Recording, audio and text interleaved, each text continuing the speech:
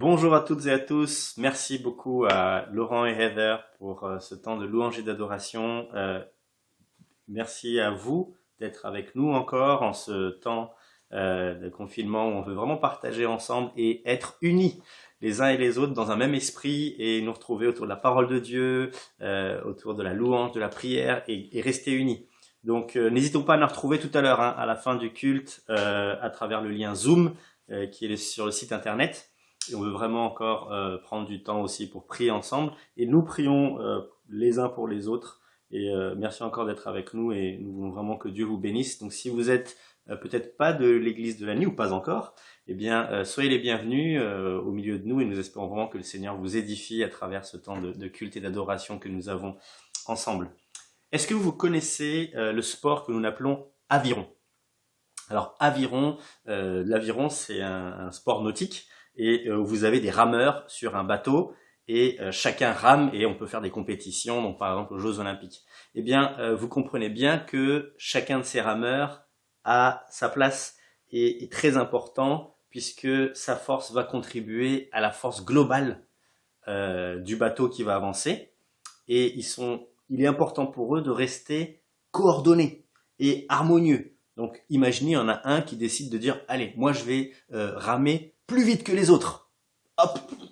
Et bien évidemment, le rythme va être perdu puisqu'il y en a un qui se décale. Ou quand ils vont tourner à droite ou à gauche, il y en a un qui décide de tourner de l'autre côté.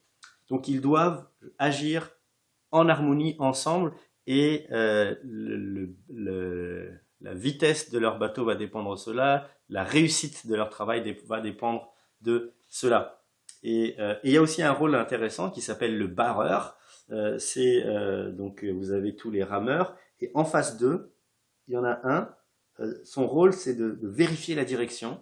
Donc il ne rame pas, mais par contre il veille à ce que l'équipe soit coordonnée, soit harmonieuse et va dans le bon sens, dans la bonne direction, puisque les rameurs ils avancent de dos mais le barreur lui il voit et il aide l'équipe à aller dans la bonne direction. Et je trouve que c'est une image très intéressante pour l'Église. L'Église, chaque chrétien, chaque chrétienne, nous l'avons vu, a sa place. A sa place dans l'Église et lorsqu'il prend bien sa place, l'Église en bénéficie.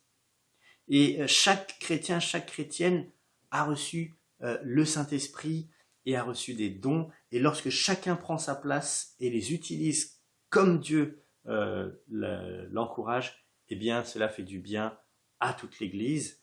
Et lorsque l'Église est en bonne santé, cela fait du bien à tout le quartier, à toute la ville, à toute la région. Et donc, c'est ce que nous allons voir aujourd'hui.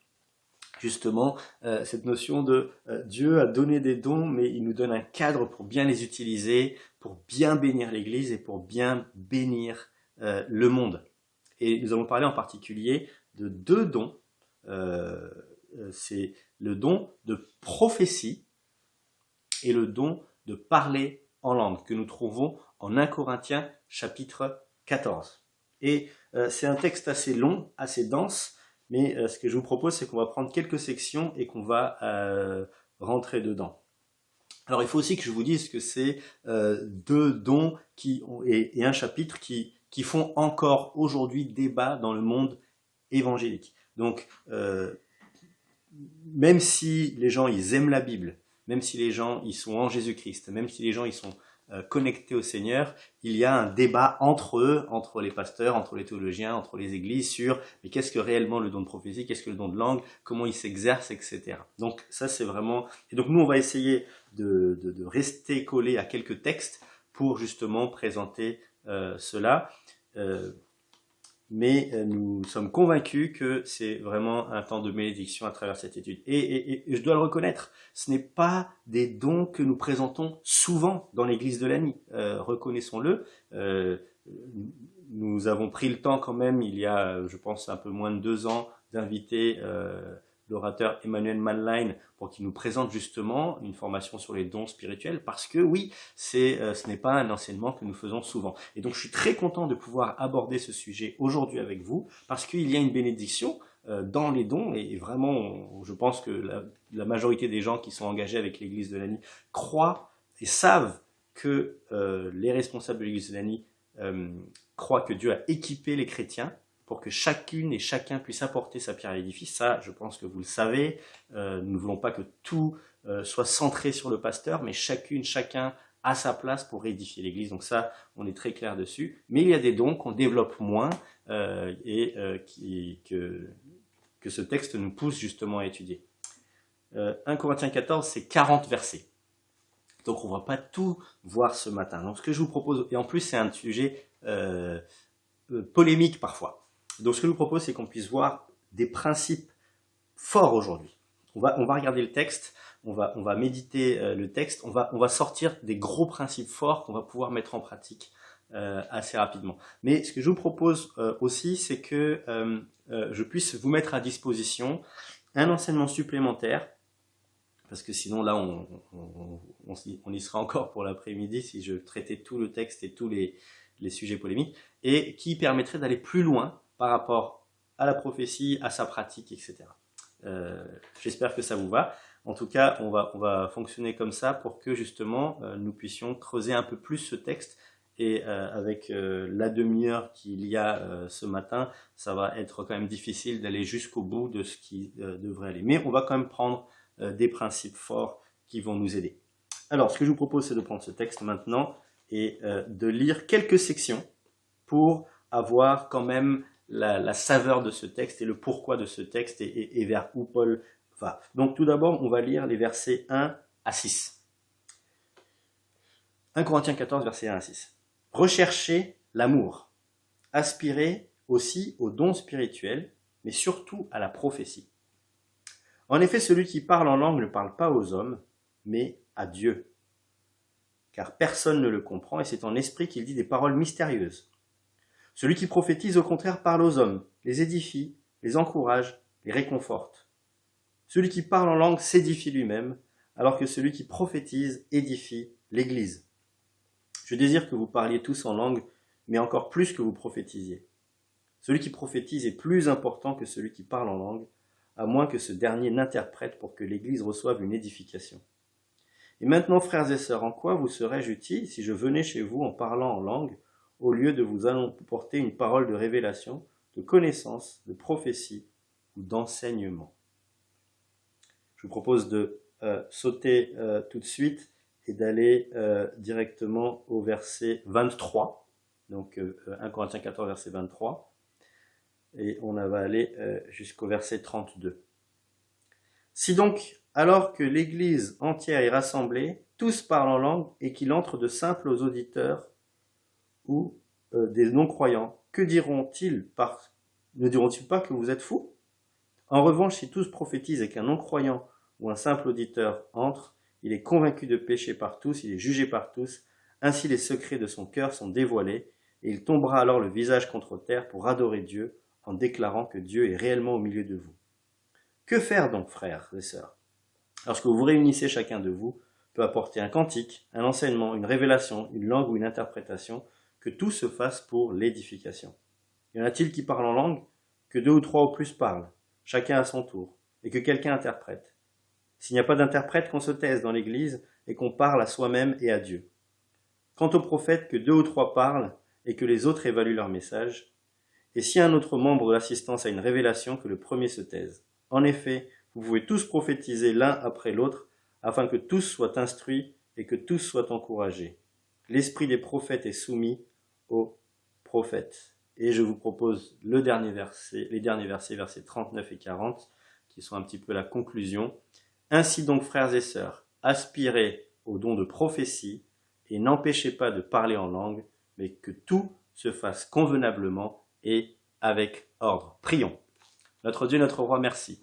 Merci pour cette parole précieuse qui veut édifier l'Église, qui veut renouveler ton peuple, qui veut révéler les cœurs, les vérités et transformer. Nous nous réjouissons, Seigneur, de ta parole qui nous fait du bien. En ton nom. Amen. Qu'est-ce qui édifie l'Église? C'est ce que Paul a comme souci. Et donc, ce texte, je le vois structuré en 4 parties. Tout d'abord, il va d'abord montrer que pour lui, ce qu'il faut rechercher, c'est la prophétie et que c'est plus important que le parler en langue. Donc ça, c'est la première chose qu'il va donner, donc jusqu'au verset 5.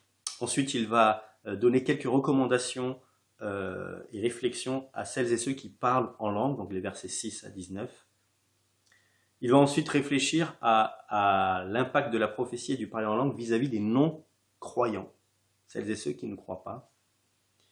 Et enfin, il va donner des recommandations pratiques pour l'exercice du culte, des rassemblements chrétiens, du verset 26 avant de conclure les versets 39 et 40. Alors, tout d'abord, il y a vraiment une présentation donc, dès le départ de l'importance de la prophétie sur le parler en langue. Mais avant de présenter cela, j'aimerais quand même rappeler juste 3 principes rapidement que nous avons vus qui sont importants à considérer avant d'attaquer ce chapitre. C'est comme si vous receviez que vous alliez utiliser un outil, et je vois là maintenant, par exemple, on utilise beaucoup d'outils, notamment de vidéo, et vous vous connectez avec l'outil Zoom, par exemple, ou Skype, et puis vous ne faites pas les instructions qu'on vous donnait au départ. Notamment, par exemple, aujourd'hui, il faut activer son micro. Hein. Je sais pas si certains ont déjà eu ce problème. Oui, c'est mieux comme ça, voilà. Activer son micro, ça fait partie des choses importantes à faire. Mais, et donc, avant d'utiliser votre outil, vous devez avoir plusieurs procédures. Eh bien, avant de rentrer dans 1 Corinthiens 14, avant d'utiliser les bons dons que sont le parler en langue et le don de prophétie, Paul a déjà donné beaucoup d'instructions aux chrétiens de Corinthe. Et 3 choses que j'aimerais vous dire. La première chose, c'est que nous avons vu tous ensemble, quand on a regardé 1 Corinthiens, que l'identité du chrétien est en Jésus-Christ. Votre valeur, votre identité, c'est en Jésus-Christ. Vous êtes conduit par l'Esprit, vous êtes en Jésus et c'est votre première valeur. Et qu'est-ce que ça veut dire? Ça veut dire que ce n'est pas dans le don de prophétie, ce n'est pas dans le don du parler en langue que vous avez votre valeur. C'est dans votre union avec le Seigneur Jésus et le fait que vous avez l'Esprit Saint. Deuxièmement, nous avons vu que la parole de Dieu, 1 Corinthiens, encourage à la consécration totale. Il va dire par exemple, vous ne vous appartenez pas à vous-même. Il va encourager à l'obéissance, au don de soi entier, à considérer, même si on est marié, à vouloir vivre pour Dieu finalement. Eh bien, c'est la même chose pour les dons. Ce qui est important, ce n'est pas l'exercice du don, c'est la volonté d'obéir à Dieu. Et au point où vous connaissez ce verset de Jésus qui dira, certains vont le dire en disant « J'ai prophétisé en ton nom » et Jésus leur dira « Je ne vous connais pas, vous qui pratiquez l'iniquité, vous qui n'obéissez pas. » Et donc, plus important que l'exercice du don de prophétie, plus important que le parler en langue, c'est l'obéissance au Seigneur. Et enfin, nous avons vu, lorsque nous en parlions notamment de 1 Corinthiens chapitre 13, que l'exercice du don doit se faire avec amour. Je peux avoir le don de prophétie, mais si je ne le fais pas avec amour, ça ne sert à rien, c'est aucune valeur devant Dieu. Donc ça, c'est 3 éléments qui sont à poser avant de rentrer dans cette réflexion sur les dons. Et donc, prenons donc cette réflexion que Paul va poser sur la comparaison entre la prophétie et les langues. Alors tout d'abord, il va parler du parler en langue, il va dire « Celui qui parle en langue ne parle pas aux hommes mais à Dieu, car personne ne le comprend, et c'est en esprit qu'il dit des paroles mystérieuses. » Et il va dire que celui qui prophétise, parle aux hommes, les édifie, les encourage, les réconforte. Donc il met vraiment en comparaison ces 2 dons, et il dit il y en a un qui est plus grand que l'autre, vraiment c'est la conclusion au verset 5. Celui qui prophétise, la deuxième partie, est plus important que celui qui parle en langue. Alors pourquoi? Pour Paul, tout simplement parce que celui qui prophétise, il le dit vraiment au verset 4, prophétise, édifie l'Église. Alors, très rapidement, comment comprendre le parler en langue? Bon, le parler en langue, en fait, on le voit apparaître premièrement dans les Actes chapitre 2, où les chrétiens qui sont le jour de la Pentecôte ensemble vont être remplis du Saint-Esprit, vont recevoir le Saint-Esprit de la part du Seigneur et ils vont commencer à parler diverses langues. Et diverses langues de nationalités différentes. Et comment on sait ça? C'est parce qu'il y a des gens qui viennent de différentes régions à ce moment-là à Jérusalem et qui vont entendre la langue de leur région. Et ils vont dire, mais comment ça se fait qu'ils parlent la langue de ma région alors que c'est des Judéens, alors qu'ils devraient parler l'hébreu et l'araméen. Et ils parlent, ils parlent ces différentes langues, Parthes, Mèdes, etc., qu'ils n'ont pas appris. Donc c'est le Saint-Esprit qui fait parler la personne, et donc ce qu'il va dire, et ce qu'ils vont dire, et ce qu'ils vont comprendre à ce moment-là, c'est des louanges à Dieu, les gloires de Dieu. Et donc c'est le Saint-Esprit qui fait parler la personne. Lui, il ne comprend pas forcément, c'est-à-dire que la personne qui parle, donc il le dit, personne ne le comprend, et même pas lui-même. Donc il est saisi par l'esprit, il est conduit par l'esprit à ce moment-là, et il parle en langue, donc parce qu'il dit, il va parler par l'esprit, Paul va dire ça, il parle par l'esprit, et donc à ce moment-là, il va parler en langue.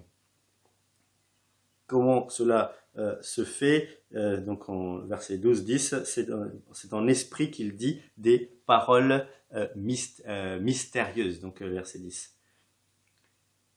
Et à ce moment-là, qu'est-ce qui se passe d'après la parole de Dieu? Il s'édifie lui-même. Donc voilà un petit peu ce que le texte présente sur le parler en langue. On va revoir le parler en langue lorsque Corneille va être touché aussi par le Saint-Esprit. Il va parler en langue avec toute sa maisonnée lorsqu'il va entendre la parole de Dieu. Et ensuite au chapitre 19 de Actes chapitre 10 pour Corneille et Actes chapitre 19 pour des disciples d'Éphèse. Donc voilà les trois grands textes dans les Actes qui vont parler du parler en langue. Et il n'y a pas d'autres textes réellement. Il y a Marc chapitre 16 qui va dire que ça fait partie des signes qui vont suivre les chrétiens. Mais dans le Nouveau Testament, il n'y a pas beaucoup de textes et c'est vraiment 1 Corinthiens 14 qui parle le plus du parler en langue. Ensuite, il va parler du don de prophétie, de la prophétie. Et donc il dit, celui qui prophétise, verset 3, parle aux hommes, les édifie, les encourage, les réconforte. Et alors là, la prophétie, autant on arrive à cibler un petit peu le parler en langue, autant la prophétie, c'est quand même assez vaste dans le Nouveau Testament. Et ce qu'on voit dans le Nouveau Testament, donc il y a beaucoup de cas où on va parler de prophètes et de prophétie. Donc on va parler des prophètes en parlant de Paul, en parlant de Pierre, en parlant de ceux qui ont ministère prophète et apostolique. Donc ils ont posé les bases du fondement de l'enseignement biblique. Mais on va aussi avoir des prophètes comme dans les Actes, des hommes qui vont apporter des encouragements, des inspirations. Donc, par exemple, il est dit que Jude et Silas, en Actes chapitre 15, verset 32, ils étaient eux-mêmes prophètes et ils encouragèrent le peuple en leur parlant longuement. Donc, Actes 15, 32. Il est dit que Agabus, en Actes chapitre 11 et Actes chapitre 21, était un prophète et il va annoncer à Paul ce qui va lui arriver. Et il va aussi annoncer qu'il y a une famine. Donc prophète, mais aussi prophétie.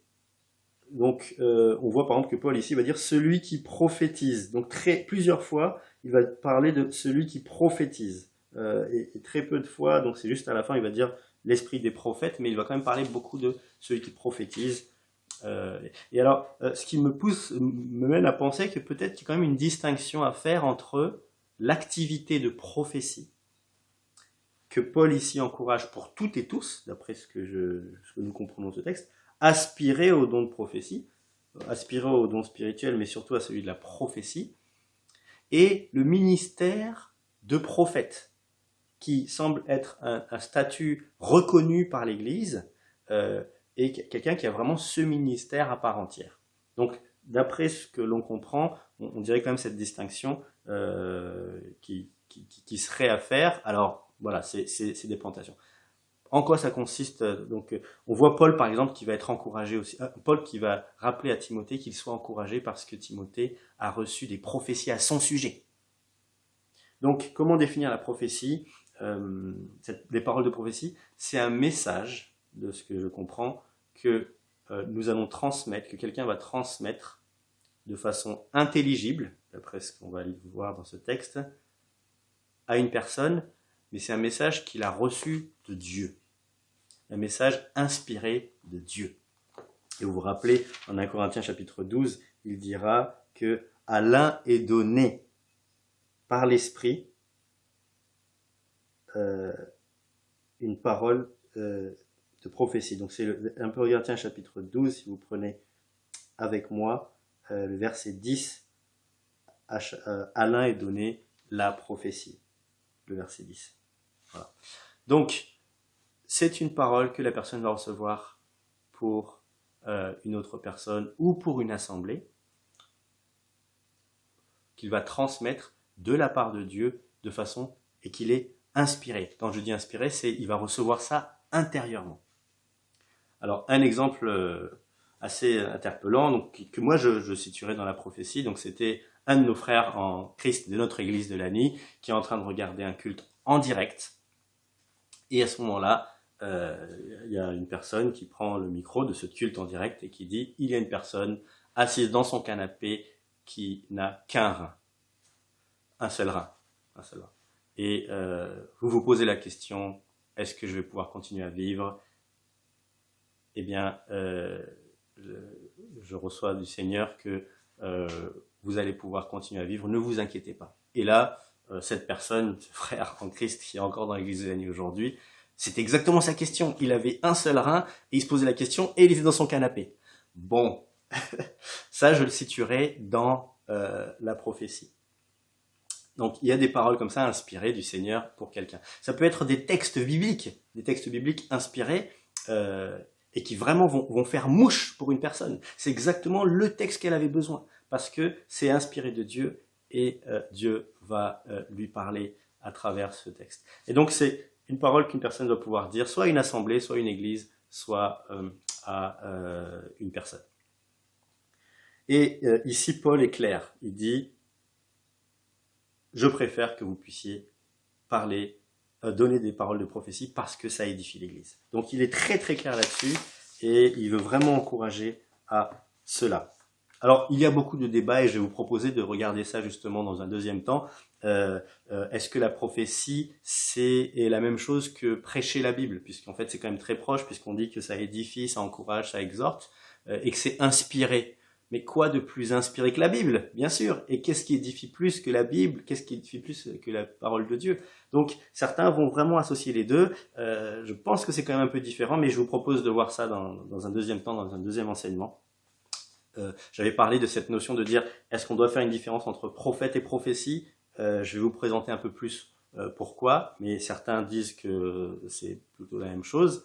Et il y a aussi la réflexion de dire, vous savez, on avait vu en 1 Corinthiens 12 qu'il y avait des dons de révélation, comme des dons de connaissance, des dons de sagesse et dons de prophétie. Où est la limite? Donc ça aussi, c'est des débats. Mais ce que nous devons retenir, je crois, c'est que pour Paul, ce qui est important, et qu'est-ce qui va revenir le plus quand même, d'après lui, d'après ce texte, c'est la parole de prophétie. Celui qui prophétise édifie l'Église, encourage, réconforte, parle aux hommes. Et donc c'est une parole qui va édifier, qui va encourager, et puisque c'est donné par le Saint-Esprit, donc c'est inspiré de l'Esprit pour encourager, pour réconforter, pour exhorter. Et donc cette parole-là, qu'est-ce qu'elle va faire? Puisque ça édifie, qu'est-ce que ça veut dire édifier? Ça veut dire que ça va l'aider à grandir spirituellement. Ça va lui redonner de la force, de la persévérance, comme ce frère, quand il a reçu cette parole, ça l'a encouragé. Enfin, je n'ai plus à m'inquiéter pour ce rein. Je peux laisser le Seigneur, quoi qu'il arrive, s'occuper de moi et il décidera quand est-ce que je dois décéder ou continuer ma vie. Ça va le fortifier dans son ministère, dans sa marche avec Dieu. Et donc, c'est des paroles où Dieu va mettre en avant des promesses pour son peuple. Alors, moi, ce que je trouve que ça parle, qui nous interpelle dans ce texte, c'est qu'il va mettre en perspective deux dons. Le don de parler en langue et le don de prophétie. Il y en a un qui est bon. C'est le don de parler en langue qui fait du bien à la personne. Mais là, il va dire quand même, il y en a un qui est meilleur pour l'Église. Et je sais que quand on cherche une église, par exemple, je ne sais pas si c'est votre cas, parfois quand on cherche des églises, on va se poser la question, mais... et c'était notre cas quand Priscilla, on était allé faire nos études, on est arrivé dans une nouvelle ville, et on cherchait une église, on se disait, où est-ce qu'on pourrait trouver une église qui nous édifie? Et c'est une bonne question, et c'est une bonne démarche, où est-ce qu'on peut être édifié? Mais je trouve que quand on lit ce texte de 1 Corinthiens 14, Quand on est dans l'Église, la deuxième question qu'on doit se poser, pas juste c'est est-ce qu'on est édifié, mais c'est vraiment aussi comment je peux édifier.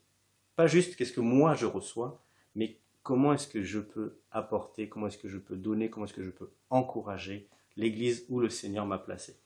Parce que ça rejoint notre vision de l'amour. L'amour ne cherche pas son propre intérêt, mais l'amour cherche l'intérêt de l'autre. Et dans cette perspective, le chrétien est appelé à réfléchir et à dire comment je peux édifier mon Église. Et les dons que vous avez reçus, frères et sœurs, sont là pour édifier l'Église. Donc si vous êtes en Jésus-Christ, si vous êtes chrétien, si vous avez appartenu au Seigneur, Jésus-Christ vous a donné des dons pour édifier l'Église. Et la question c'est comment vous pouvez l'édifier. Et là, Paul dit, aspirez dans ce cas-là au don de prophétie. Donc, verset 1. Alors, il va donner, on va aller rapidement dessus, mais il va donner quelques recommandations aux personnes qui parlent en langue. Il va leur dire, écoutez, si vous parlez, je vous fais un résumé, c'est les versets 6 à 19, si vous parlez en langue dans une assemblée, en fait, personne ne va vous comprendre. Personne ne va vous comprendre. C'est comme si, je donne, donc il va donner verset 7 l'exemple des instruments de musique, verset 8 l'exemple de la trompette pour mobiliser pour le combat, et verset 10 et 11 l'exemple de quelqu'un qui parle d'une langue étrangère avec quelqu'un, et l'autre il ne comprend pas du tout. Et donc il dit, si ça ne sert à rien, autant vous abstenir parce que ça ne va pas édifier l'Église. Donc autant s'abstenir de parler en langue, sauf si, et il le dit, c'est très intéressant, c'est le verset 13, il va dire, si tu parles en langue, donc verset 13, que celui qui parle en langue prie afin de pouvoir interpréter. Et ça, c'est un des dons qu'on a vu précédemment, le don d'interprétation. Ça veut dire que si je parle en langue, d'après le texte ici, si tu parles en langue, si tu veux t'adresser, si tu veux prier dans l'église, eh bien demande le don d'interprétation. Ça veut dire quoi? Ça veut dire que comme ça, quand tu vas prier, eh bien tu vas aussi pouvoir prier en langue, tu vas aussi pouvoir donner la parole que tu as dite. Et comme ça, l'église sera édifiée. Verset 15, il va encourager donc il dit, si tu pries en langue, essaie aussi de prier avec ton intelligence. Si tu chantes en langue, chante aussi avec ton intelligence. Donc ça, c'est le verset 15. Et il va terminer au verset 19 en conclusion en disant, dans l'église, j'aime mieux dire 5 paroles avec mon intelligence afin d'instruire les autres, plutôt que 10 000 paroles en langue. Donc, Paul n'empêche pas de parler en langue, mais il n'encourage pas de le faire si cela n'est pas interprété. À partir du verset 20 au verset 25, il va parler donc ça c'était pour l'Église, et là il va parler du témoignage vis-à-vis des non-croyants. Il va se poser la question, il va dire mais même finalement la prophétie est préférable au parler en langue, parce que s'il y a un non-croyant qui rentre, et on l'a lu tout à l'heure, et que vous êtes tous et toutes en train de parler en langue, et là il est assez il y va direct, parce qu'il dit ne va-t-il pas dire que vous êtes fou? Et c'est vrai que ça pourrait impressionner si tout le monde parle en langue, dans une langue qu'on ne comprend pas, et quelqu'un qui n'est pas en Christ, quelqu'un qui est nouveau, quelqu'un qui n'a jamais vu ça, il va se dire mais qu'est-ce qui se passe?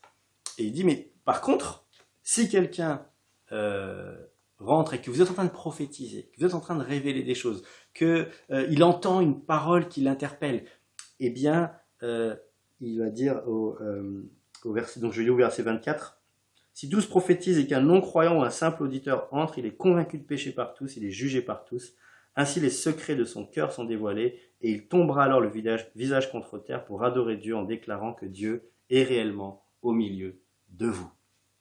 Et ça c'est interpellant, il dit voilà. Et ça, je trouve que c'est une prière que j'aimerais qu'on puisse faire pour l'Église de l'année. Que lorsqu'un non-croyant rentre, eh bien, il puisse être interpellé par la vérité de l'Évangile qui va percuter son cœur en disant « Mais c'est de moi qu'il parle ». Et je remercie le Seigneur parce que c'est déjà le cas, ça arrive déjà dans l'Église de l'année, que des gens qui viennent pour des baptêmes, qui viennent invités par leurs amis, soient interpellés en se disant « Mais il a parlé de moi ». Encore récemment, là, il y a encore un mois et demi, il y a une personne qui amène son ami, et à la fin du culte, elle me dit mais c'était exactement pour elle, c'est exactement ce qu'elle vit, et elle est vraiment dans ces circonstances actuellement, donc ça c'était vraiment un message pour elle. Et la personne elle me dit mais oui, tout à fait, c'était vraiment ce que je vivais. Et donc, c'est ce que nous voulons prier, que le Saint-Esprit dirige nos paroles, nos prières, la prédication, pour que lorsqu'un non-chrétien arrive, il soit interpellé à travers ce qui se passe dans le culte. Paul va terminer avec des recommandations très pratiques pour l'exercice du culte dans le contexte des Corinthiens. Et donc ça, on pourra creuser un peu plus parce que justement, moi, ce qui nous intéresse après, c'est derrière comment dans l'église de Lagny, nous pourrions pratiquer cela ou pas, voir comment cela peut se faire. Mais je crois profondément que Dieu veut enrichir l'église, Dieu va enrichir l'église à travers l'exercice des dons et notamment du don de prophétie. Donc que le Seigneur nous aide par rapport à cela. Juste quelques éléments que j'aimerais partager avec vous pour terminer et à quoi vous encourager, à quoi nous encourager. Tout d'abord, se rappeler que nous avons toutes et tous, nous pouvons toutes et tous aspirer à édifier l'Église. Alors je ne vais pas utiliser le terme, même si c'est un terme le terme utilisé par la parole de Dieu qui est prophétie, mais étant donné que derrière il y a beaucoup de définitions et d'explications, je vais vous dire comment je vais vous dire les choses. Demandons à Dieu qu'il nous inspire des paroles pour édifier nos frères et sœurs. Que nous prions, que nous prêchions, que nous apportions un cantique, que nous apportions des paroles d'encouragement, d'exhortation. Demandons à Dieu que ce soit le Saint-Esprit qui nous inspire. Souhaitons l'édification de l'Église. Souhaitons l'édification du corps de Christ.